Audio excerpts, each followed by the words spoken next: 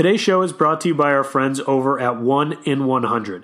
Go to 1in100.co for your chance to win killer Patriots, Celtics, Bruins, or even concert tickets throughout New England for the price of beer or a large pizza.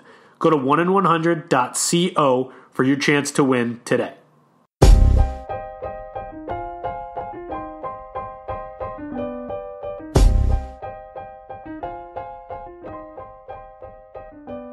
Welcome back to the Banners broadcast. I'm your host, Chris Grenham. Happy New Year to everyone out there. We're recording this on Wednesday, January 2nd, the morning of Celtics Timberwolves. That game tips off from TD Garden at 8 p.m. Eastern Time. The T-Wolves come in losers of one in a row. The Celtics losers of one in a row as well. On today's show, we'll welcome in host of the Locked On Wolves podcast, Colton Molesky. We'll talk about Timberwolves Celtics, but first, let's discuss just very briefly the last three-game road trip for the Celtics where they finished 1-2.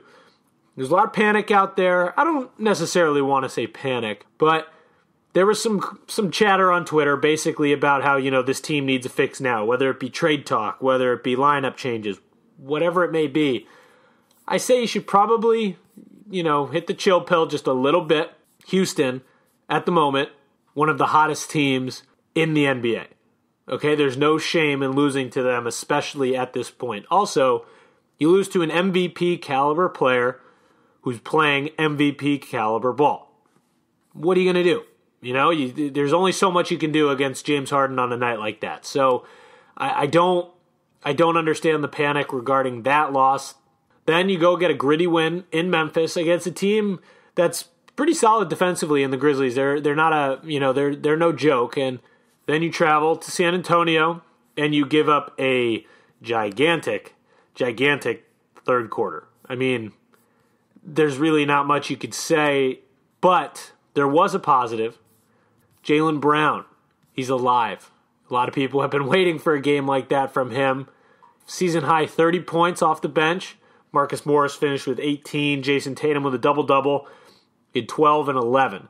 Kyrie had 16 and added a team-high 8 assists, but did go down with that right eye injury. He's questionable for tonight's game, and at this point of recording on Wednesday morning, he still is questionable. So we'll have to wait with Brad Stevens' very sly ways about releasing the starting lineup before tonight's game. Who knows if he will release it during his pregame availability, if he will release it 25 minutes prior to tip-off. We'll have to wait and see. But either way, the Spurs used a 46-point third quarter to take control of that game, and the Celtics lost their final game of 2018 in San Antonio.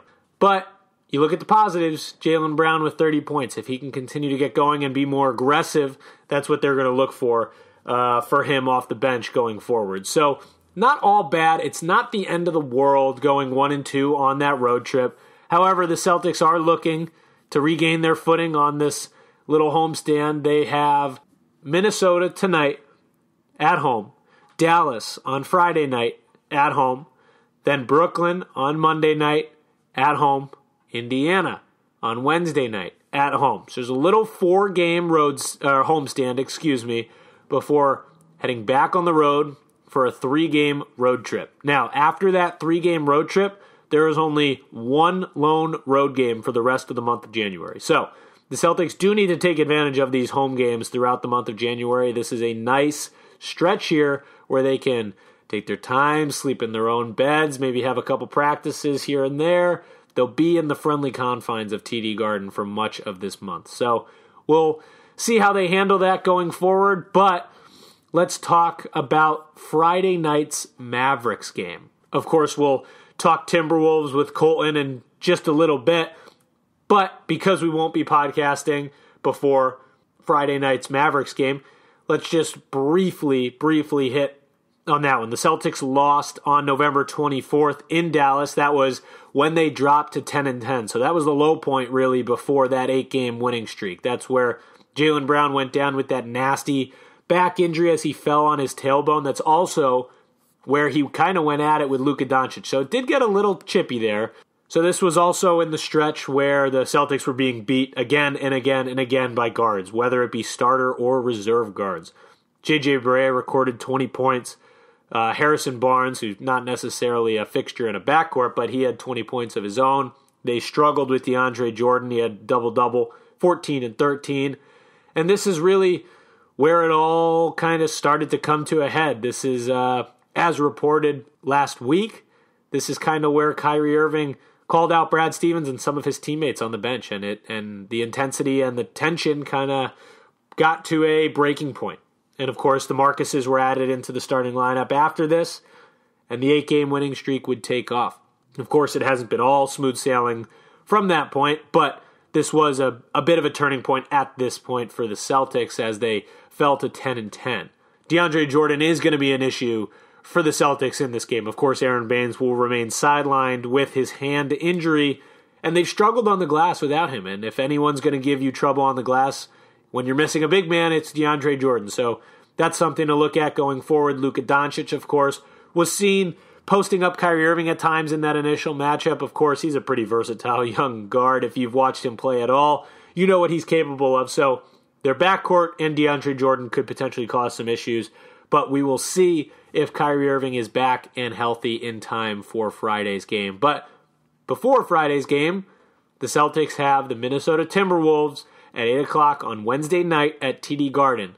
Let's chat with Colton Molesky of the Locked On Wolves podcast to preview tonight's game. What's up, everyone? I have to admit something on behalf of most guys. We're pretty terrible at taking care of our health. Whether it's a knee injury or something worse, guys are usually more comfortable just rubbing some dirt on it than seeing a doctor. My buddy is extremely guilty of it. He hurt his back skiing last winter, and he's been using a foam roller ever since, but he won't see a doctor. Well, the same is true for erectile dysfunction. Studies show 70% of guys who experience ED do not get treated. Thankfully, Roman created an easy way to get checked out by a doctor and get treated for ED online. Roman's a one-stop shop where licensed U.S. physicians can diagnose ED and ship medication right to your door. No waiting rooms, no awkward face-to-face convos, no trips to the pharmacy. Everything is discreet online. All you have to do is visit getroman.com/garden. Fill out a brief medical onboarding, chat with a doctor, get FDA-approved ED meds delivered to your door in discreet, unmarked packaging. Guys, enough is enough. Go online and get checked by the doctor. Erectile dysfunction is a problem that guys don't tackle, but with Roman, it's really easy. So take care of it. For a free online visit, again, that's a free online visit, go to getroman.com/garden. That's getroman.com/garden for a free online visit. getroman.com/garden. Now we welcome on Colton Molesky of the Locked On Wolves podcast. Colton, thanks for coming on this morning, man. Really appreciate it. Always a pleasure to talk to you, Chris. And you know what? You've jumped on the podcast, on my podcast, so many times for me. I definitely owe you a couple shows, so I'm glad to help. That's right. We've shared a lot of airwaves together, so that's good. It's the way it should be. And you're staying warm in balmy Minnesota. That's right.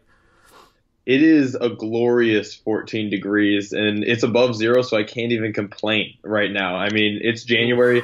January, February is when it really gets into the nitty-gritty, when you have those stretches where it's like 10 days, 2 weeks under zero. There's a stretch, what was it, last year, 2 years ago, where there was like 3 weeks where it was 30 or below negative 20. I commend you, man. I could not do that. I'm over here complaining when it's 29 degrees in Boston, complaining about the wind, and I have no reason to be complaining. So I do appreciate you kind of bringing me back down to earth and keeping it real here, because I shouldn't be complaining at all. I like the above zero level you've got going there. But so let's talk about this Wolves Celtics game tonight, 8 o'clock tip-off at TD Garden.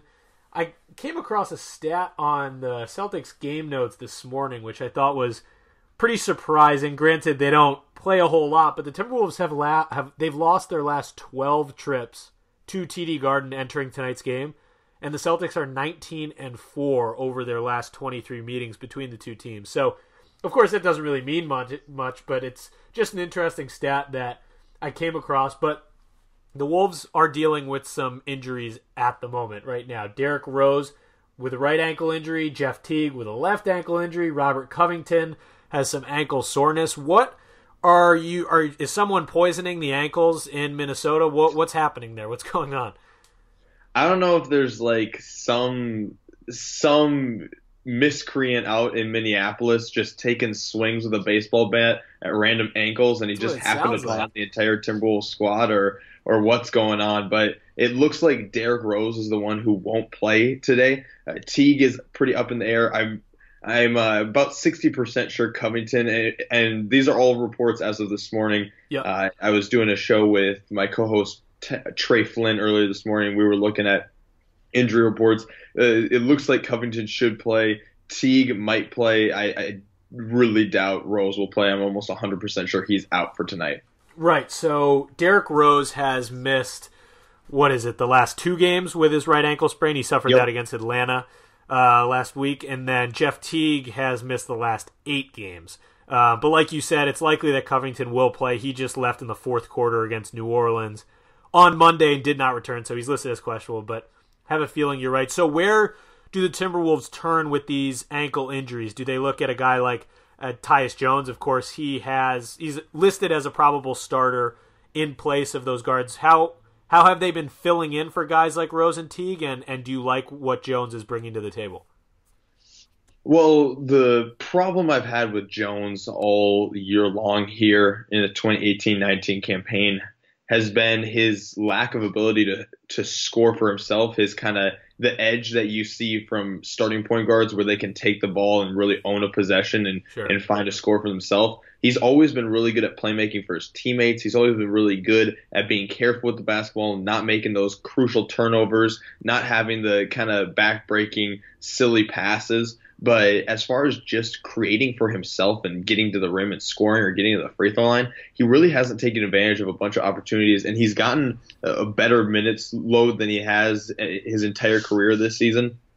So it's unfortunate to see him not take advantage of those scoring opportunities. That said, you still have games like the other night against the Pelicans. He had 13 assists. You still have the playmaking from him. Now we just need to have some confidence that he can actually go out there and even score just 12 points would be nice, but I'm not sure if you can depend on him to get to that double-digit mark quite yet. And so I think that's going to be a real negative for the Timberwolves, especially when you look at last game and you look at how there were a couple stretches in that game where you had Kyrie Irving, Derrick Rose kind of going shot for shot a little bit there. Yeah. Not having that in this game will be crucial, but the other side of this is that Karl-Anthony Towns has been an absolute monster over the last week. And it has been really controlling games. And so if you're looking for guys to lean on, I don't know if you have to look much further than Towns.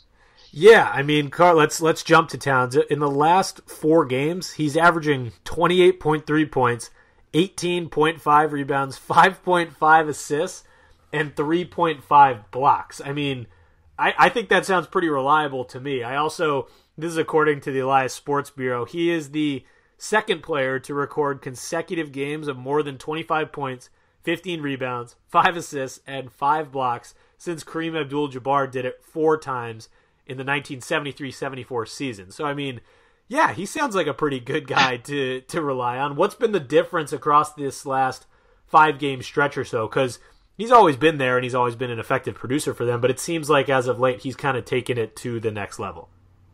Yeah, that's pretty good company to keep if you're Towns. But no kidding. If you're looking at what the difference is, you saw this last year in that December run that the Timberwolves made with Jimmy Butler on the team, but you also saw this in that kind of January, February run when Jimmy Butler was injured for that second time and was out for an extended period.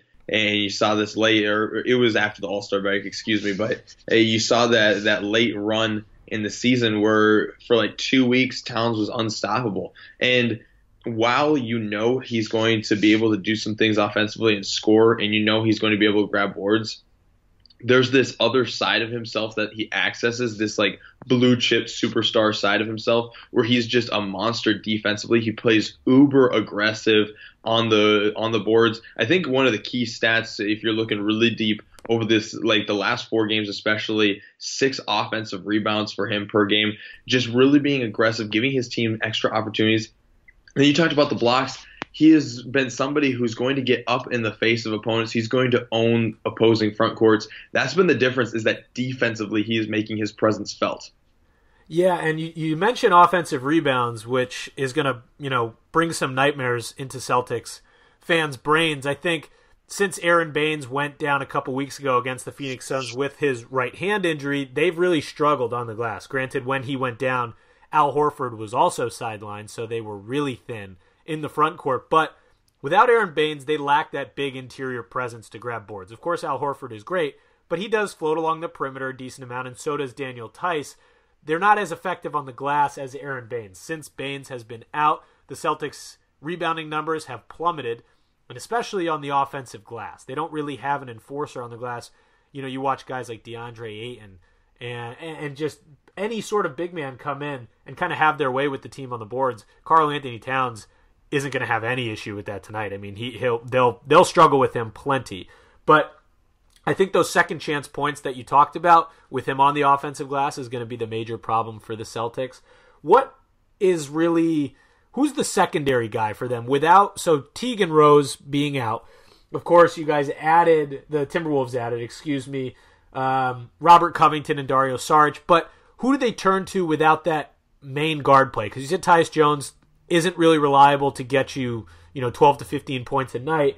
Do they turn to someone like Andrew Wiggins? Do they turn to someone like Taj Gibson as that secondary scorer? Because, of course, Towns can carry that load. But who should Celtics fans be looking at as that secondary scorer in Minnesota? Well, I mean, I know that Wiggins is an unreliable guy to try and depend on as a secondary guy, but this is one of those games that he loves, right? This is one of those prime time matchups on a big stage against a good team that he loves. The problem is that when the guard Marcus Smart has been getting so much time, especially in the starting lineup, I'm not sure how he plays against a guy like him with his physicality, or when they're switching, and if Marcus Morris gets switched on him, how does he play against Marcus Morris? I mean, that's another physical guy. Jaylen Brown, another physical defender. I'm not sure how he plays, just because as far as Wiggins, he does love these games, but it's easy to get into kind of the mental side of Wiggins' game. It's easy to kind of affect his mentality as a shooter pretty quickly in these games. And so if he doesn't come out banging in some threes from right away in that second quarter, I'm not sure if you can bank on him in the third quarter for the Timberwolves. A guy I'm looking for, kind of a couple performers off the bench for the Timberwolves, Dario Saric and Josh Okogie. Two guys who I think could play some, especially with the injuries they're having, play some bigger minutes in tonight's game, especially bigger minutes than maybe the last time these two teams met. And I think that those are two guys who could really be a difference, because I think one of the edges the Timberwolves have is if they could get the second unit of the Celtics, a unit that's had far more struggles playing defense as far as just this team in general. The second unit's had a little more trouble defending teams than the starters. And so if you can get some points and make some hay against the second unit, maybe make up the difference a little bit between the starters because of that depletion at the point guard position, make up some of the difference with the second unit that you roll out there. I think that's how the Timberwolves maybe find an edge in this game, because Josh Okogie, really good, really great athlete, especially in transition. Get him going and get him turning the tables on that defense quickly. And then Dario Saric, I think he could be really interesting playing as a small ball five against some of the lineups. You talk about how the Celtics are a little thin at that center four position. Hey, get him playing some small ball five lineups, get that second unit moving really quickly for the Timberwolves, and I'd like to see what they're able to do against the Celtics. Yeah, Saric is a guy who Celtics fans are very familiar with. Of course, he's played for the Philadelphia 76ers, and he took advantage often of that thin front court and just the ability to space the floor, the ability to stretch the floor. He brings about a pretty unique skill set, and one that causes trouble for any sort of defense, but the Celtics specifically. And Celtics fans know him all too well, so I bet he will be an impactful player on Wednesday night. Let's go back to Andrew Wiggins just briefly, because he is kind of a fascinating story. Of course, he was smack in the middle of all that Jimmy Butler nonsense, which I'm sure you haven't talked about at all. I'm sure you're not sick about talking about that at all. But what have you seen from Wiggins post Jimmy Butler? Has it kind of freed him up from forcing his game? I know that was a problem when Butler was there. Of course, Butler was calling him out a little bit, and there have been issues with Wiggins' motor, Wiggins' motivation. Have you seen any improvements since the Butler trade, and what do you like and dislike from Wiggins' game? It's actually super depressing, honestly, because I'm just gonna actually let that sit in the air for a second. Super depressing, then nothing. Then you can worry about me. But I think there's a little more pressure actually on Wiggins with Butler out, because if you're thinking about when Butler was here, right? Butler likes those mid-range shots. He likes attacking the rim, which is kind of where Wiggins made his name starting out his career and when he was at Kansas, right? Is that intermediate 15 to 18 foot range, and then really being aggressive, being the athlete he is, attacking the rim. And so when Butler was here, you saw that Wiggins had a decrease in numbers, but you were also saying to yourself, well, I mean, he's out of his comfort zone. The 3-point shooting game was never his game, and I don't know if making him transition over there is the right move. It doesn't seem to be working. But now that Jimmy Butler is out, not only that he's out, but that you add 3-point shooters like Sarge, like Robert Covington, now there's more pressure, I think, on Wiggins than ever, because you have him in the perfect spot, right? You have him with guys who are going to pull defenses out to the perimeter. He doesn't have to take as many threes as they were kind of expecting and hoping that he would last year. And it's opened stuff up. He should have more shots. If you're just looking at the numbers, he should have more shots on the table there for him at that 15, 18-foot range. And instead, it feels like there's lots of parts of this season lots of games this season where he's just lost. He doesn't know if he should be in that intermediate range or if he should be taking more shots from three. There are some games like against the Bulls, the first time they played the Bulls, where he goes 0 for 12 and he just can't find a rhythm. And then he finds a rhythm and has a huge night against the Thunder. It seems like he had last season really forced him out of his comfort zone to the effect where he doesn't know where his sweet spot is anymore. And there's nothing more discouraging than when you have a guy who his main presence on this team was offensive, and now it seems like he can't even find where a spot is for him on the floor. Because when you're a shooter and you don't even know where your spots are anymore, that's when you really get concerned about a player. And all that behind the fact that they are paying him a max contract is a lot to swallow. Yeah. And it's to the point now where not only are you in a bad situation, but when you could have maybe sold on him a little higher over the offseason or before he signed this contract last year, now if you sell him, you're selling him at when his stock is at its absolute lowest, and you're going to be paying to get rid of him as opposed to other teams paying you to grab him. So is that a general consensus around the team, with media around the team like yourself or fans, that they missed their chance to sell him, or are people still in favor of kind of trying to get anything for him at this point, even though his stock is lower? What's the consensus there? Here's the thing, is I talked about this the other day on the Locked On Wolves podcast, is that I feel like there's a lot of fans and media members who are kind of waiting for that next, because the trade with Jimmy Butler kind of actually added some stability to the Timberwolves, right? I mean, you bring in Robert Covington, Darren Sarge, they fix some 3-point shooting, they bring in some defense, you get 2 nice role players, you establish that this is indeed Karl-Anthony Towns' team. It gave them a little bit of a boost. I think that there's a lot of people who still believe that there's another trade around the corner, something like getting Teague or Wiggins out of the building that'll bring in some pieces that will add that second boost to this team that might make this a playoff team. Not only do I not think there's a trade coming around the corner, but I don't know if you're really getting anything of serious value that can help this team this year if you do get a trade. I think if you get a trade, you're probably looking for draft picks, because I don't think anybody's giving you an asset of any real value for this team this year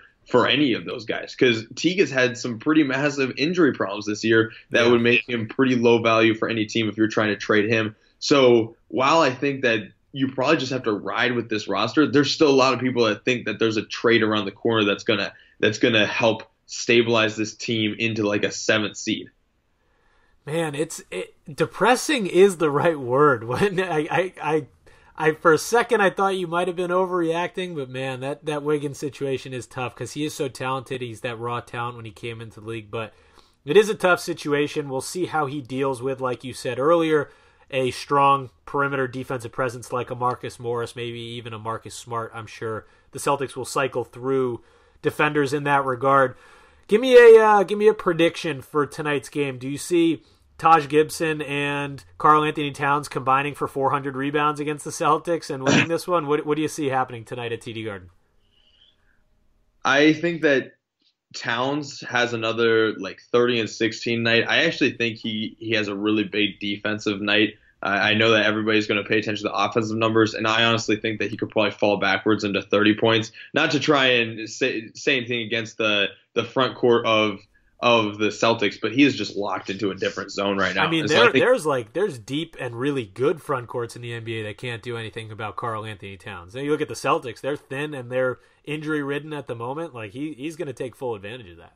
Yeah, and when he's in the zone, man, I mean, watch Towns whenever you get the chance, anyways, because I think he is a kind of a future superstar. But when he is locked into that different mentality, I truly believe when he's locked into this kind of zone, he's a top 5 talent in the NBA. And so I think that if he can just stay consistently locked in there, then he's probably one of the better players across the league. But definitely over this last stretch, he is a top 10 talent for sure. I don't think you're going to find too many people who are going to argue with that. But I think he falls backwards into 30 points. I do think that he has a big night just blocking, rebounding the ball. I'm not sure how they handle the Taj Gibson minutes, because I think I think what you want to do here is try and run kind of fast against the Celtics, because you do have a bunch of players in that front court that you can play who can run. I think Sarge and Towns both can play in a fast-paced, transition-guided offense because they are pretty athletic players. And so I think that you don't see a ton from Taj Gibson in this game, but I do think you see a huge night from Towns. But the backcourt problems are going to be the thing that really bite this team. And they don't have the depth at backcourt, and they just don't have the scoring at backcourt to keep pace with the Celtics. I do think this one is a really tight game. I think the Timberwolves end up losing like 115 to 110, somewhere in that area. But I think it's a couple possession game. I really do think it comes down to in the fourth quarter, Kyrie Irving is going to make some crazy shots, some magically insane layups. And when they turn to somebody on the Timberwolves, I think that you're going to like triple Towns, and Towns is going to pass it out, and it's going to be Wiggins, who hasn't made a shot in 10 minutes, or Tyus Jones, who's looking to pass it again, or Covington, who's probably going to be hampered by that ankle. I think that you can expect some things from him in the first half, but as far as I think he'll play, but as far as looking deep into a game for a guy who's on a bum ankle, it's going to be tough to ask him to knock down a ton of 3-point shots late in this game. And so I just don't know if the Timberwolves are in the right spot health-wise to really give the Celtics a run for their money. Yeah, like you said, I mean, we could end up seeing some pretty thin backcourts, especially if Kyrie Irving doesn't play tonight. He's listed as questionable, so you take him out and you've got thin backcourts on either side. But yeah, I think it'll be a close game down the stretch. Either way, you can check out all your Timberwolves news at the Locked On Wolves podcast. Colton is your host. I really appreciate you coming on this morning, and I'm sure we'll be talking soon, man. Thank you so much for having me. Always a pleasure, Chris. And try and stay warm over there with your balmy 20-degree weather. Yeah, please survive. Please survive while you're above zero out there. If the cold doesn't kill me, Wiggins will. Put that on a plaque.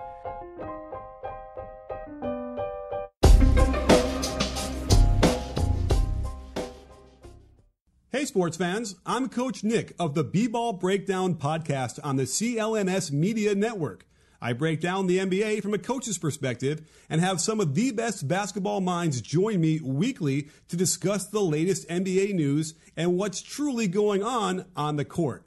Subscribe to the B-Ball Breakdown podcast wherever you get your podcasts, or find us on clnsmedia.com. It's a great conversation. You in?